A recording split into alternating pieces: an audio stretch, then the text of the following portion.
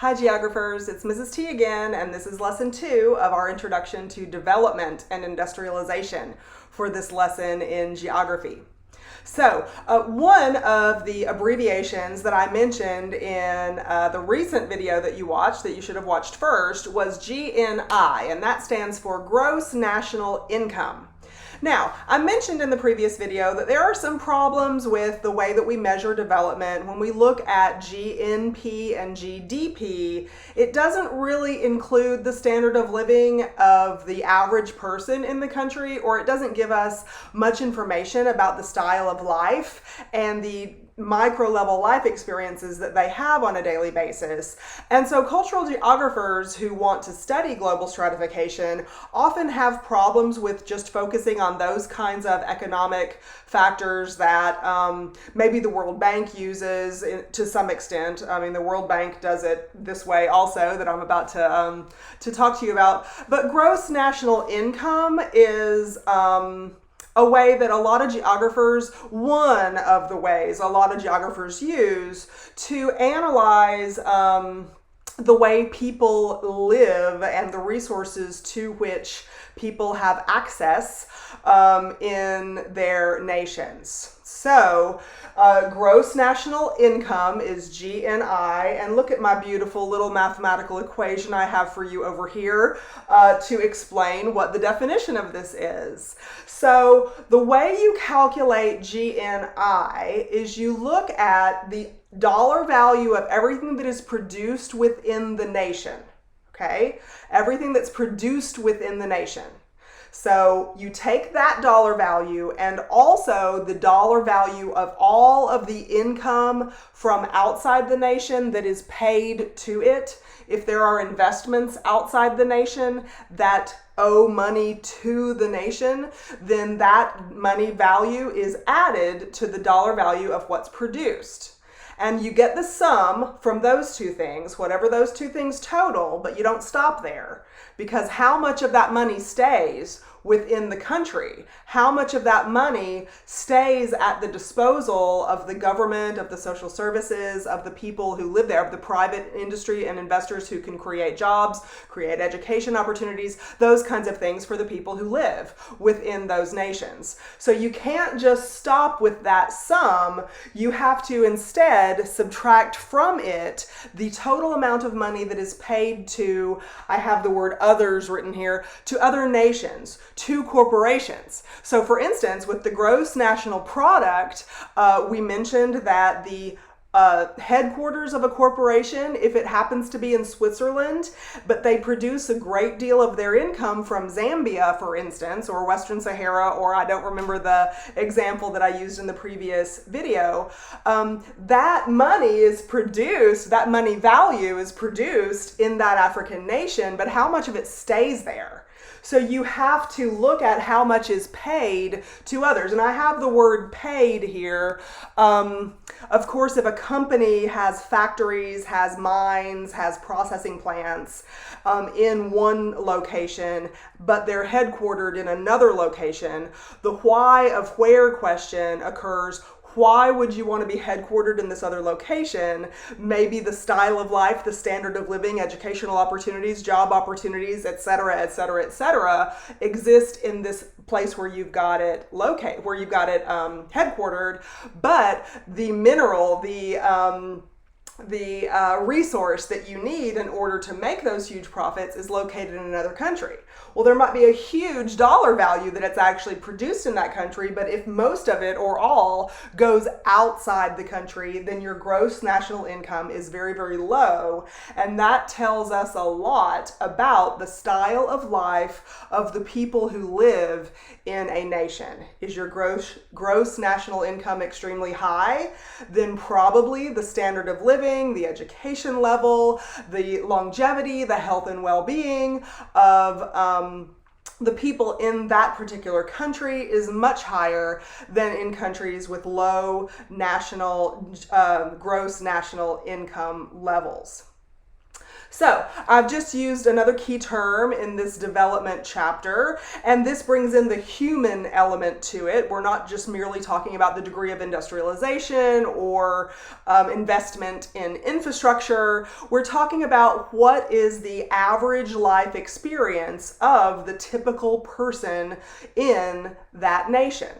And you will see some of the differences in the average life experience between high-income nations and low-income nations when you watch a documentary at the end of this week or next about a corporation located in Switzerland using the resources available in a country in Africa to make billions of dollars, but the style of life, the human development indices in that African nation are far below the human development indices in Switzerland, the mother location of the corporation. So, human development is an issue that you will find, you'll discuss it in political science classes, certainly in economics classes. I talk about it a lot in my anthropology class when I teach that, because one of the mission statement of the American Anthropological Society talks about educating people and improving the world, and human development and the issues associated with it are some of the key ingredients in order to be able to improve life conditions of people around the world. So, what is human development? It is commonly referred to as a measurement of, or the components, the ingredients needed to improve the measurement of longevity, which refers to your lifespan. So is there a really good chance that when you are born, you are going to live a long life and die as an elderly person? Or is there a really good chance that when you are born, there is so much food insecurity, so much poverty, a lack of infrastructure that there is not potable water for you to drink or have access to, so the baby gets sick and dies well before the first month, well before 3 months, well before 5 years, whatever the time span is. There are some highly impoverished nations in Africa, for instance, where human development progress is so low that the habit that mothers and fathers have for infants when they are born, the habit is they do not name that infant and actually introduce it to the world as a member of the family until they have reached a benchmark age. 3 months, 3 years in some cases. They are not actively members of the family unless they are able to live that long. So human development is, and there are a lot of reasons for that cultural habit. Number one, you have to be able to have enough food for the baby and the mother to survive. In some countries that lack development in general, economic and industrial development, there is not a Dollar General that you can go to and buy infant formula. So you are using the fruit of your body, the milk of your body, to keep that baby alive. And if there's not enough food for you to produce that milk, then your baby is going to die. And therefore, that is a mark of low human development in that area, because the resources necessary for a long lifespan are not available. That's on that same issue. Health and well-being, or health and wellness, is also a combined measurement of human development. Are there health care opportunities in the nation? And what kind of wellness or well-being are the people able to enjoy? We need a great many things that go into a healthy well-being. We need sufficient space. We need proper sanitation. We need a safe food supply. We need potable water. And if I haven't explained what potable means yet to you in this semester, potable means drinkable. You can't just merely go out and any old water supply, like a puddle after the rain or the river, or, any old water supply won't necessarily work. Some water is a universal solvent, and that means that it can carry a whole bunch of stuff that's good for us, but more stuff that's bad for us. And so if you don't have access to potable water or proper sanitation that takes diseased waste away from the place where you live, then your well-being is significantly diminished. And healthcare opportunities or not, they're not going to help you if you don't have those kinds of basic subsistence needs that a human being has. So well-being, when you think of that word, or wellness, I guess I should have written the word well-being on the board instead. Well-being has multiple facets to it, because it's not just, do I feel good today? But it is, do I feel good today? Think about how many different components go into that. Do you have a happy outlook for the future? Are you in a general good mood because you are free of worry about where your next meal is going to come from? Do you have significant space to exercise your self-identity or be your full human potential? These kinds of things go into well-being just as much as a Tylenol tablet goes into making your headache feel better. So these, I've got, it seems simple, 4 kind of bullet point things on the board here that talk about human development, but when you really mine into these concepts, there's a whole lot of deep philosophical realization that you and I can come to, because we come from the first world and we don't have the kinds of problems that you will see in the underdeveloped or developing nations, second world, third world nations, low income nations, whatever ranking system you prefer to use. You and I don't have those kinds of problems. We take for granted that we can flip on the electricity and it's there. We take for granted that we have clean water resources and that we can flush our toilet and it goes bye-bye. We take for granted so many things. Healthcare, what does that even mean for us? In some cases, healthcare in people's minds includes orthodontics, to fix your teeth, or treatment, medical treatment for baldness, or, my nose is ugly and I want to go have surgery to fix it. So in some cases, we have in the first world a very, I'm looking for a word that isn't sounding like Mrs. T is being ethnocentric, but, the only word I can come up with is warped. But that sounds like I'm so ethnocentric. Okay, I confess. We have first world problems in our health and wellness situation, even in times of global pandemic that significantly changed our daily lives and the way we interact and the space that we have with others, for instance, since I mentioned your physical space that you need in order to feel a sense of overall mental and physical well-being. So when you're thinking about the human development issues, look into this on a deeper level that kind of is more objective than the subjectivity that we might have about what healthcare means in the United States. Many people in the United States and other high-income nations look at healthcare as a basic human right. I got into kind of a heated debate. One of my colleagues was very unhappy with me, although I didn't mean to be in an argument. But one of my colleagues was very unhappy with me when I said, absolutely not. I disagree with healthcare being a basic human right, because I go a little farther, I think, and say that if food and clean water and proper shelter, if those things still have to be bought and paid for at prices that are so vastly different from one situation to the next, how can we jump to healthcare, right? I mean, if not all of us even have resources to have proper nutrition to control our diabetes without this or without that, or to prevent our heart disease or something like that.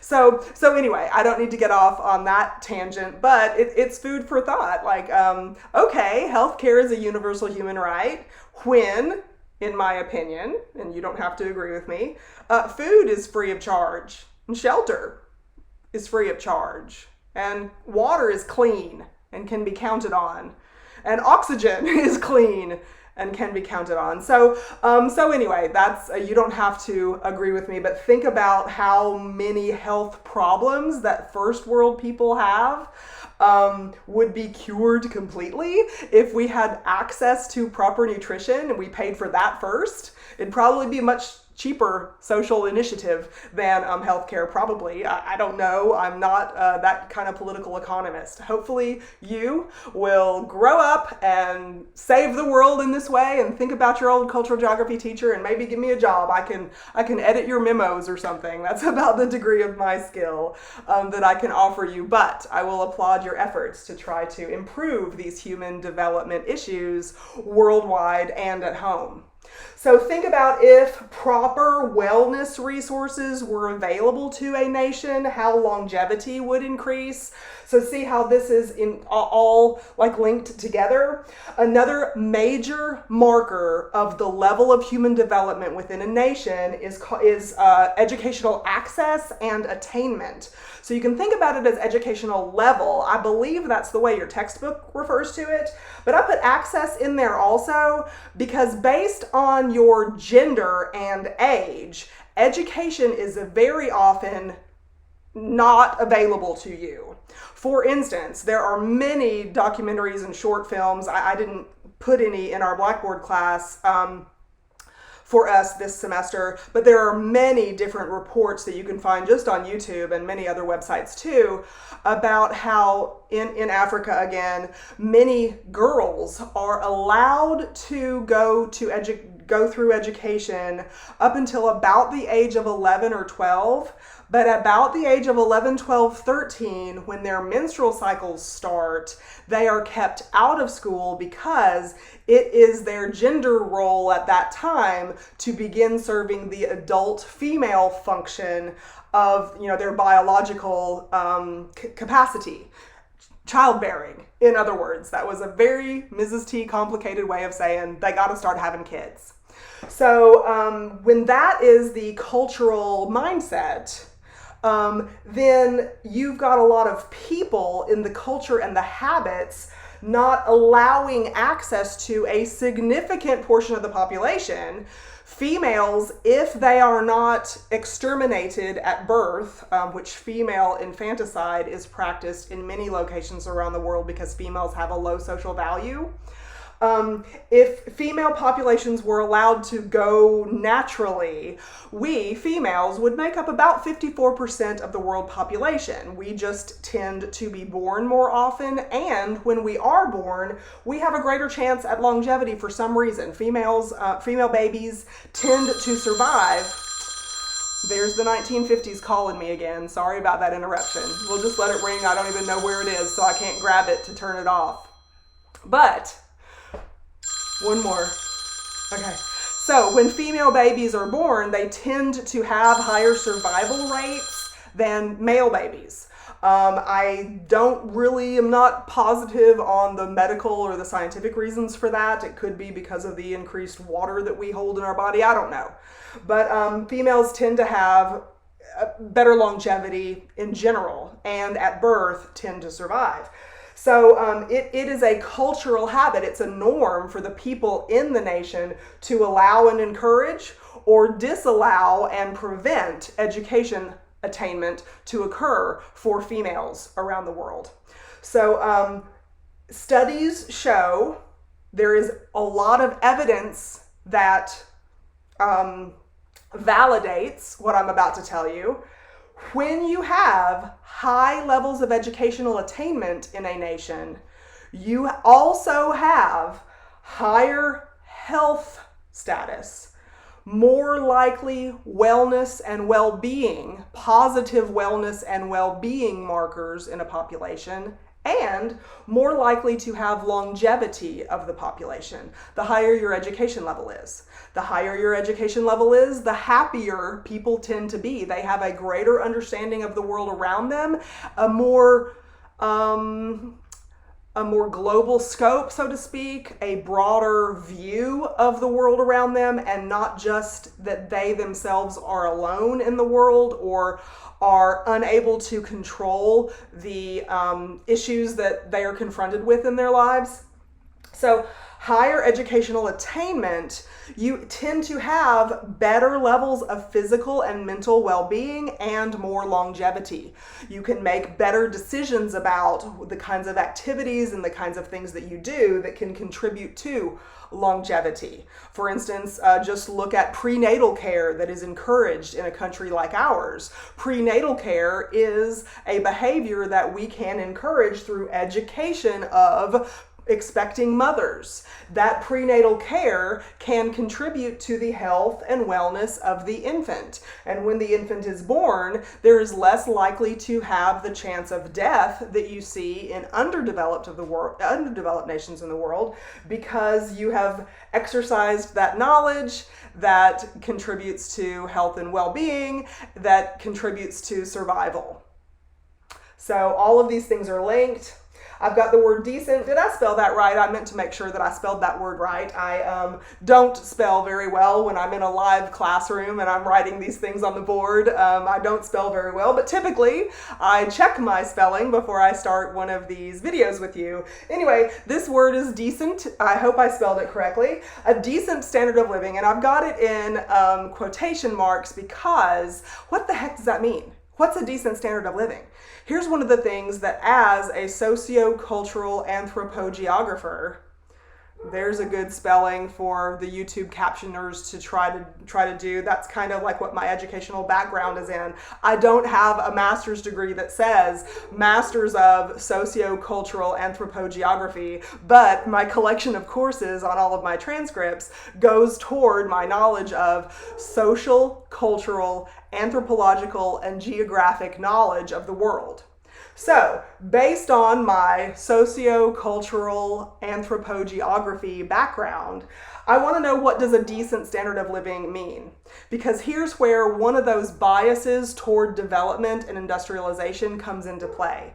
This disregards horticultural societies. It disregards foraging. It disregards pastoralism, such as the Maasai of East Africa practice. It disregards some of those things because not everybody has a development mindset. Not everybody has an industrialization mindset.